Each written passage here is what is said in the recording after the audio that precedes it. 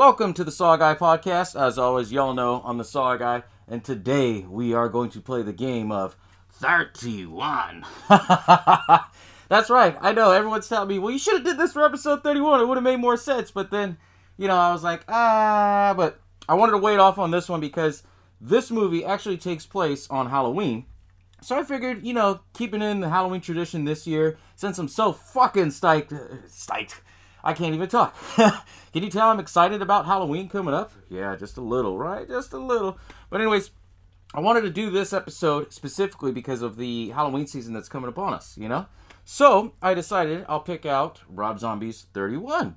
Now, if you've never heard of 31, or some of you might have seen it, most of us horror fans have, 31 is actually a film done by Rob Zombie. And what's so special about this film is that he completely crowdfunded this shit. I'm talking, he went on to, what the hell are those money website things? GoFundMe, stuff like that. I don't know too much about it. Obviously, I don't do the GoFundMe shit, But he came out with the idea and said, hey, if I do a movie, what do you guys want to see? And everybody was basically saying, do another movie. And with because this movie came out right after Lords of Salem. Now, Lords of Salem is for a different topic, but I will say a lot of people had mixed reviews about that. You had a lot of people that completely loved it. You had a lot of people that completely hated it, right? So, I guess you could say it didn't tarnish his name, but it was more or less like people were worried to give him the keys to the Ferrari, so to speak, to make sure to, do another film, be successful, right? So he basically came up with the idea of doing the crowdfunding. And what was pretty cool about it is that he was very interactive. Basically, he had like different tier pricings and shit. You donate $1, you get a sticker.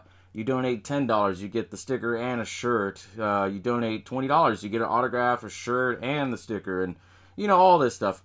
The film actually raised, they said, I don't know the final numbers. I tried looking all over, but I couldn't find it. This is what was speculated. It was around 1.2 million, Some people are saying that it might have jumped into like the 2 million range after tax or before taxes. So I thought it was pretty cool. He was really interactive for the fans. He wanted to do another film. And everybody was beating it like a fucking drum for him to come back to his roots, right? So what was cool about this whole campaign is that he basically, he kept everybody in the loop, So it wasn't like he was doing it as, not as a scam, but, you hear the stories of people saying, hey, GoFundMe, I'm going to do this project, and then they never fucking do it, right? Rob Zombie, he was a man of his word, and which was pretty cool, because, every other month, he was releasing, new, I guess you could say promotional art, storyboards, everything that he hand drew himself, because he basically did most of this film himself, like the ideas and stuff, and he would release to the fans. And for the longest time, there was a teaser trailer. I'll have this up in a second. Well, not teaser trailer, but teaser picture. And it showed a picture of a clown, and then it said 31 underneath.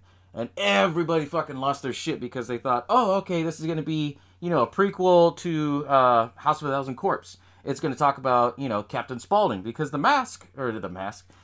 clown looks exactly like Captain Spaulding. And, I even thought that, like, holy shit, he's going to do a Captain Spaulding movie, all right. But then he came out and said, well, he doesn't want to do anything that has to do with Devil's Rejects characters. There's a lot of rumor speculation on this, too. He said that he didn't own the rights, and then Lionsgate Films says that's bullshit. We don't own it. He still owns it, and there was a lot of back and forth on that. But, bottom line, he didn't want to do another Devil's Rejects film. And I can understand that. I mean, he doesn't want to be just known for one film. He wants to do a bunch of other ones. I get it, right? So he came up with the idea of this movie called 31, right? And like every one of his films, he always, bases them down in the 70s and everything like that. The film takes place in Halloween, 1976 in the 70s. And for those of you who haven't seen it, I'll do a quick breakdown and everything like that and get in, some little bit more tidbits and stuff like that about the film.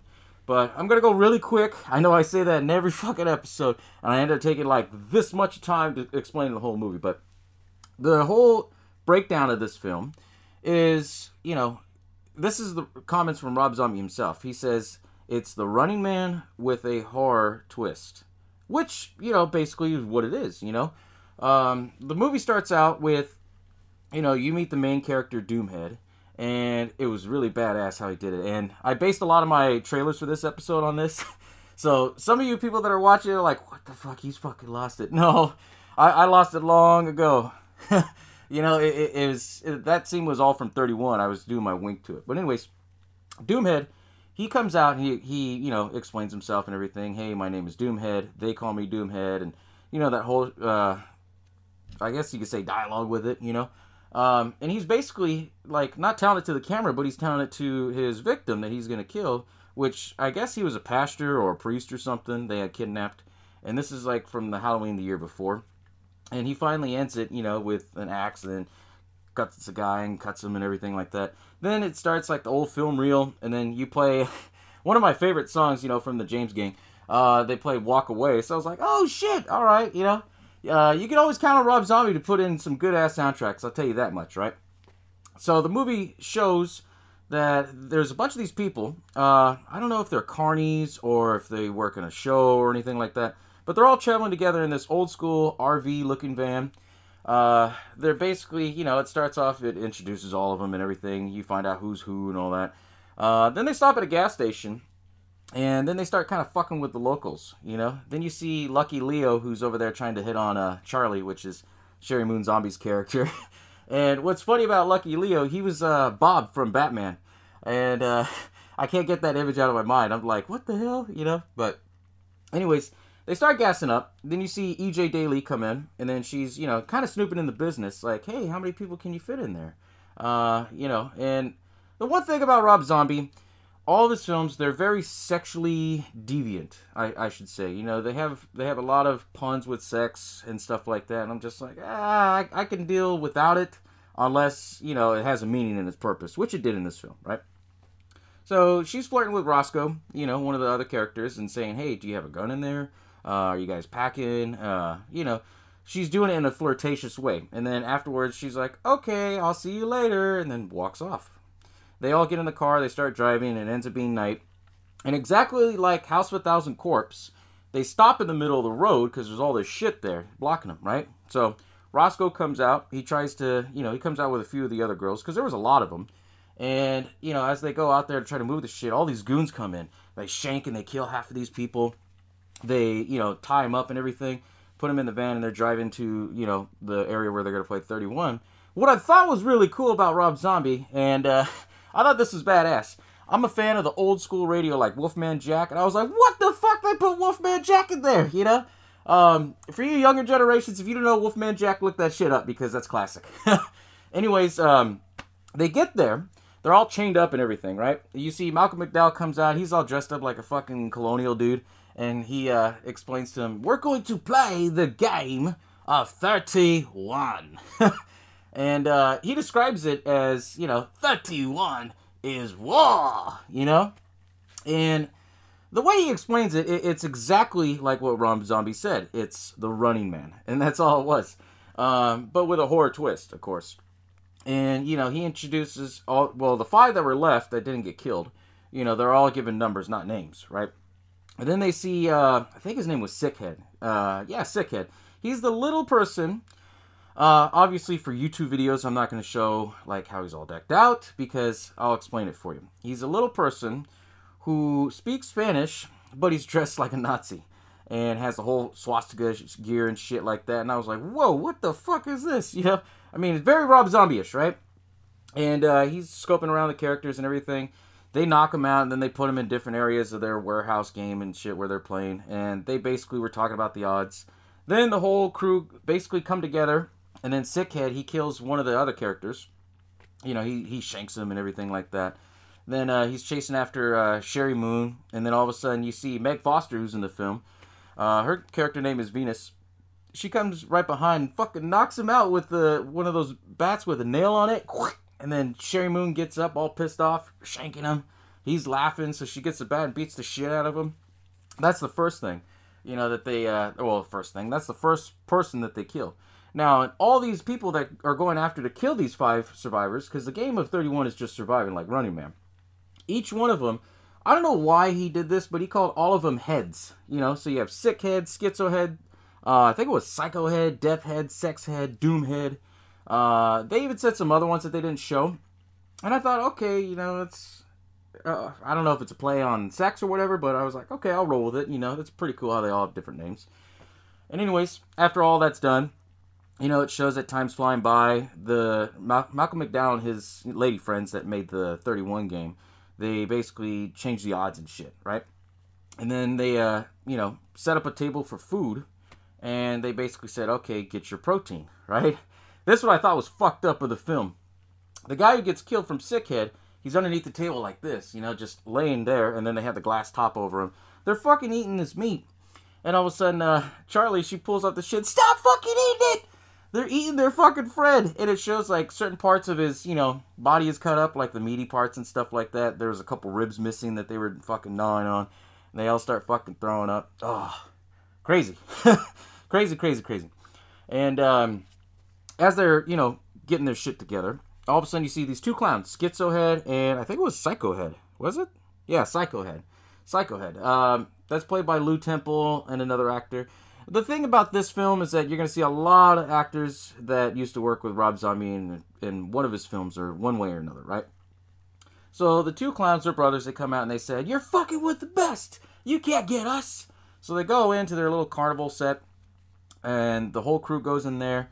Two of them go in there. I think it's, what was it? Meg Foster and, well, her name is Venus, and Roscoe. They go in there and they see the priest from the beginning. His wife is tied down. She's been brutally tortured and raped and shit. Psycho Head comes out and he fucking says, you're fucking with the best, mama. Puts a chainsaw in her fucking, like, you know, down there, I'm going to say. And just, whoa, you know. You don't expect to see that, right? And on the other side, the two people that are locked out, you got Panda, who was played by Lawrence Hilton Jacobs. And I remember him because he was fucking Boom Boom off of Welcome Back, Kotter, you know. And Sherry Moon Zombie, they're on the outside fighting with the other guy, Schizo Head, right? So as they're fighting and everything, Psycho Head, he gets knocked out, and then, what was it? His chainsaw falls on the ground, they force him on it, and they gut him. You know, kind of like Texas Chainsaw Massacre at the beginning. Then they knock out the chainsaw from Schizo Head, and then he's all saying, they force us to do it, don't kill me, man! We're brothers, man! Panda cuts off his head with the chainsaw. So that's round 2 that they killed off, right? Round 3, they're basically like, okay, we're getting kind of worried because they're going to fucking win this. You know, they never had a winner. So then they introduce, what's his name? Death Head, who's a big, tall German dude, and he's talking in German and everything. Then you meet Sex Head. Now, Sex Head is played by E.G. Daly, who's the same character that set them up in the beginning. She was the one that found out, okay, do they have guns? How many people are with them? Da-da-da-da-da, all that stuff. But she's all decked out in makeup and everything. And she's basically like the little girl. And then you had the big, tall dude. So it's Sex Head and Death Head. I might have did that backwards. Death Head, Sex Head, right? And they all meet up with, you know, the 4 remaining survivors. You have Panda, you have Roscoe, Venus, and Charlie, right? And eventually, Death Head, he kills, what's his name? Panda, Freddy Boom Boom. And then all of a sudden, Charlie, Sherry Moon Zombie's character, she goes and grabs E.G. Daly, Sex Head, by the throat, and it was like, hey, you know, let him go, let him go. And then they kill Death Head right there, you know, smash his head in and shit. She's screaming, no, no! They fucking gut her throat. And that's the end of the 3rd one, right? So now Malcolm McDowell and his buddies are getting pissed, and they said, okay, we need to call somebody. So that's when they start saying, like, the different heads and shit. And then at the same time, it's showing, you know, Richard Brock, the guy who plays Doomhead from the beginning, they show him, like, doing his business with a chick. And then he gets a phone call, and they said, okay, well, we need you to come in. And he's like, well, I'm not planning to work. I got a nice piece of booty. Well, I don't want to say the word. And he basically says, okay, double the fee from last year. So they double it. And then that's when he's like, all right. You know, and then typical dude thing, you know, she's not in the middle of things. And he you know, he says this, you know, yeah, you know. But anyways, I posted that little clip right there because I didn't want to say it. I'm just like, keep that shit out, right? But he was very vulgar about it. Let's just say that, right?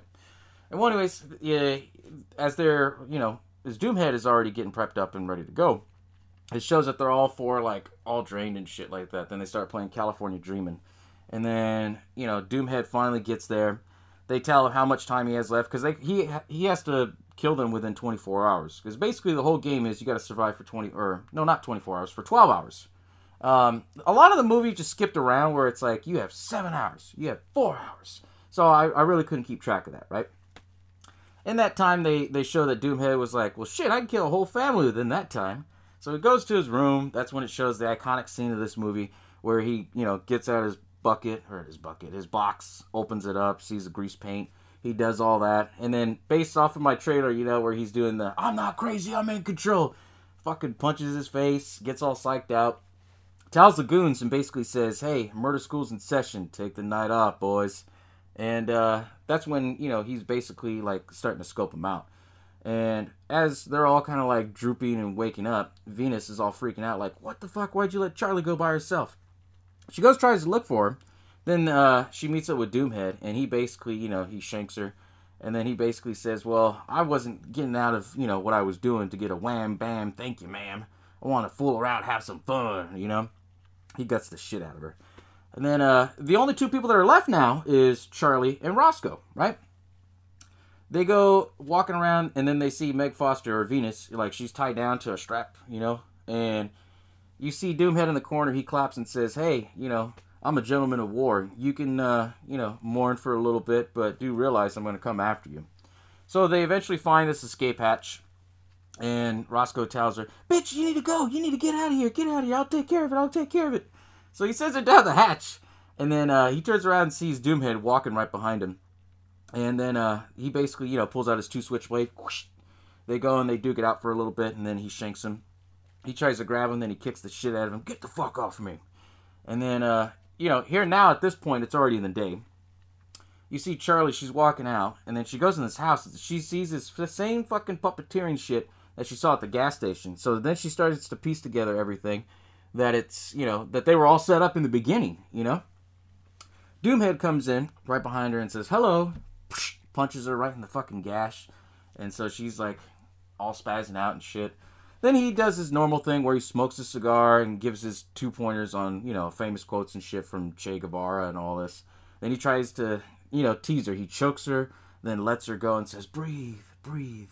The real fun will start, and that's when they said that 31 is over, drop your weapons, and then that's when he got all pissed off, fuck, and then he's all telling her, hey, you got lucky, and then Malcolm McDowell, it shows him and his buddies, the 2 chicks that are all dressed up in colonial, they're all like, yeah, we actually have a winner, this year sucked, but, we'll handle it, and then they're asking him, well, what are you going to do with the survivor?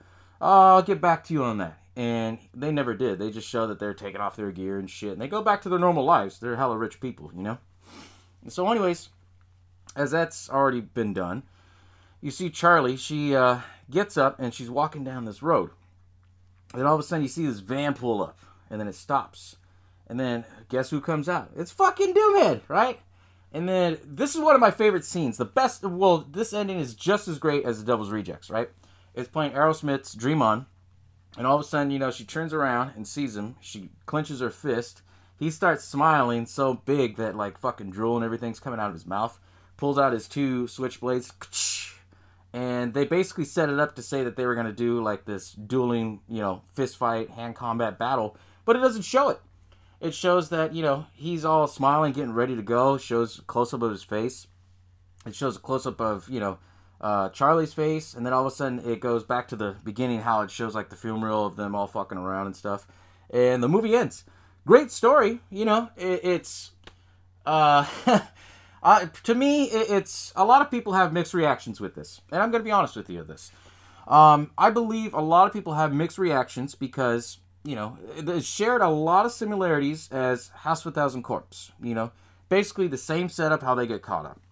The same thing with crazy family members, or crazy people that are trying to go and kill after normal people, right?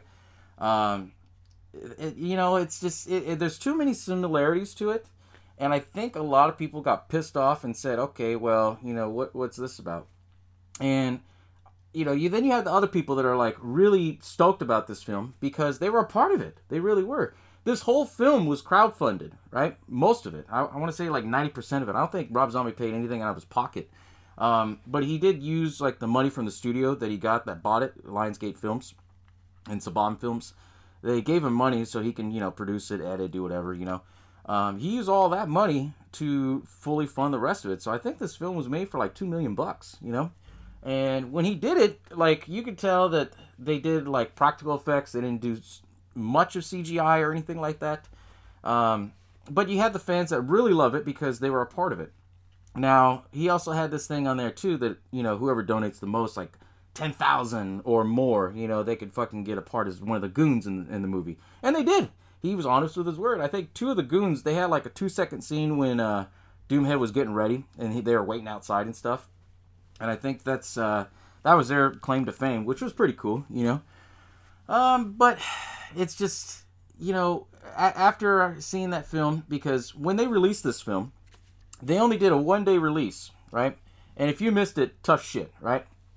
And when they released it, they said, okay, stay behind. And then at the end of the film, we'll show you, the behind-the-scenes featurette that we're putting on the Blu-ray. They put like 10 minutes of it, and it shows mostly interviews with Rob Zombie, how they did some of the makeup and stuff like that. But, they were interviewing Rob Zombie, and they said, how'd you get this idea for 31? And you could hear in Rob Zombie's voice where he's like, well, it was an easy sell to Hollywood. And he basically said was, it's the Running Man with a horror twist. That's all it is. And you could tell from his voice, well, this is my opinion alone, so I'm not saying anybody else is saying this, but I could tell in his voice that he wanted to do more with this film. It's just, I think, to sell the film and to get it out there, worldwide release, and to get a Blu-ray release and DVD and all that stuff, he had to follow certain guidelines that the MPAA wanted. And he even said so himself. This was one of the hardest films that he's ever had to do because of the fact that they kept getting on him for so many of the gore scenes and stuff. And, I won't lie. If you've never seen this film, this gore is over the top. But it has meaning to it. It's psychological gore. And what I mean by that is, like I said, they killed the one dude and then they gutted him up and everything. And then they turned parts of his body into food and they didn't force, but they left the food there for them to eat, the rest of the friends, and they're fucking eating their other friend that's dead, So, I mean, it's psychological. It fucks with your mind. And Rob Zombie's been really good at that. I know, some films, as I said earlier in this episode, some films that he's done, Lords of Salem, a lot of people, they just like, So at this point, in 2016, Rob Zombie, everybody loved him, but then you had that small crowd of people that are like, that either love him or hate him, And that's, to me, I enjoyed this film. I love this film because it's done by Rob Zombie. He was very fortunate enough to be open with the fans about everything. And normally what he does for his home release is that, he'll release the whole movie with the special features. Then he does a second documentary disc. And what's cool about the second documentary disc is that it's literally day one when he comes up with the idea all the way down to when they premiere the film, like, worldwide. And it's usually like 4 or 5 hours, and they cut it all into like one big ass, like, kind of documentary movie, basically, of how they made that movie, And he didn't do it I don't think for this release, unless you did the crowdfunding, if you did the what do you call it? You put in so much money or whatever. Because I know he had like a special steelbook release for that. And then you get that special DVD that talks about everything, how they set it all up and stuff. But, it just, for me, I love the ideas, what he was doing. And you could see in some of the original pictures what he was trying to go for. I think he was trying to go for the Running Man with a horror twist idea. But I think he wanted to do it more carnival-ish. Very, I would say more of like amusement park gone wrong kind of deal. That's the vibe that I got, And it seems like when he got to it and tried to do it, he was just like, well, it's the easy sell that I can get to them, and that's what they're expecting. So I gave him that with my twist to it. And you could tell he had passion in it, but it's just like he was fed up with it, Like, he was fed up with the fact that he couldn't do his actual original vision. And I get it, MPAA, they have to have special ratings and all that shit, like rated R, rated X, NC-17, all that shit, But I want to say that when he released it to the people that helped crowdfund it on their Blu-ray DVD edition, I think it shows like everything, you know, like even the deleted scenes, all that stuff. Because typically he has to chop a lot. You know, Devil's Rejects in point. You know, the Halloween remake 1 and 2, you know, there was a lot of scenes that they didn't put in the theaters that he re-released in a unrated version. It was just fucking brutal, you know. And I think that's what he did with this one, but I think he, like, turned the brutal level, like, up to, all the way up on the knob, you know what I'm saying? But it was really good, you know. For me, I enjoyed it. It paid a lot of homage to the slasher fans, the gore fans. If you want to watch a simple film that has just like straight gore, it's intense, you know, this is your film to go to. That's how I would picture it as, you know. But I don't know, it's just I'm trying to see the view of where people say that they don't like it, you know, because as I was doing the research for this episode, you know, especially now that it's Halloween, you know, everybody, there are some people that were pissed off. They're like, you know, the movie's called 31. It takes place on Halloween, but it has nothing to do with Halloween or horror. So why the fuck would you call it 31? You know, so I could see that aspect of some people being upset. Okay, I get that. But at the same time, I'm like, you know, how can you see that this is a bad film? You know, because it was really good. You know, a lot of people are going to knock on the fact, too, that most of them, they're the same actors that he's ever worked with. I think the only new actor that he worked with that was different was Lawrence Hilton Jacobs, who was, like I said, Freddie Boom Boom from Welcome Back, Kotter. And that was basically it. I mean, Lou Temple, who played Psycho Head, he played in Devil's Rejects. You had Jeff Daniels Phillips, who played Roscoe. He played in Halloween 2, who gets his face stomped in, calling Michael Myers a dirty hippie, you know. E.G. Daily, we know her. Richard Brock was somebody new, but he didn't get enough credit for the film. I mean, I think he was in the film a total of, you know, 15 minutes altogether if you combine everything, you know. But he made the film. He made it intense, you know. And that's what's cool about him. Malcolm McDowell, he was in it, you know, from Halloween 1 and 2, you know, and other films that he's worked with. Meg Foster, she had a small role in Lords of Salem, you know, so she had worked with him. You know, Tracy Walter, he was the guy who did Lucky Leo. He was Bob from Batman. I don't think he's ever worked with him. But I mean, you know, a lot of people are going to knock and say, well, it's the same actors, just in a different film. And it's like, well, yeah, but, you know, they're great fucking actors. Like, if you watch the remake of Halloween and you watch 31, you could tell that they're playing like two completely different people, you know. That's my motto on it. I know everyone has their own opinion, but, you know, and I still enjoyed it. I mean, what do you guys think? Let me know in the comments below if you enjoyed 31, if it was one of those oddball ones, you're just like, you know, a head scratcher. For me, I really enjoyed it, you know. And most of the horror fans that I talked to, some people, now I'm going to say it like this. For every 10 people that I asked, what do you think of 31? Roughly 6 of them like it. The other 4, they're just like, eh. And then, you know, I'll throw in a bonus. One person was just like, nope, I fucking hated it, you know. And it's like, well, why? It's Rob Zombie. You know, I mean, you gotta, like, he did what he could, you know. And for what it was, I think a lot of people were pissed off, too, because since it was such an independent film and you know, small and crowdfunded by him, he did the one-day release. And I remember, you know, I got my tickets. As I was waiting to go to the movie theater, you kept seeing people going in saying, hey, do you have any more tickets for the movie? They're like, no, it's sold out. They're like, they're going to play it again? They're like, no, it's a one and done, you know? So, I mean, when I went to go see the theaters, it was a packed fucking house, you know? And I think a lot of people that missed it that first day, because it came out in September, instead of Halloween, I don't know why, a lot of people were pissed, you know?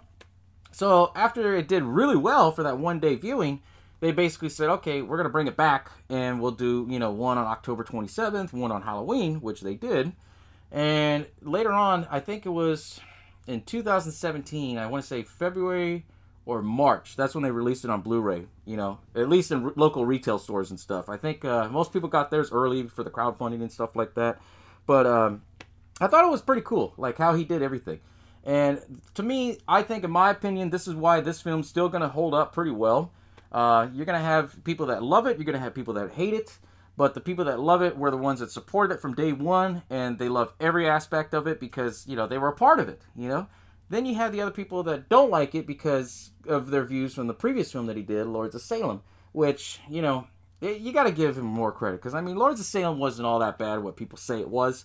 And I mean, everybody has their own different taste of flavor. You know what I'm saying? But overall, it was a good film. For me, I love watching it, you know, especially during this time. It's fucking Halloween season, right? We gotta enjoy it, have fun. But anyways, thank you all for tuning in and joining me in this episode for episode 33 on 31.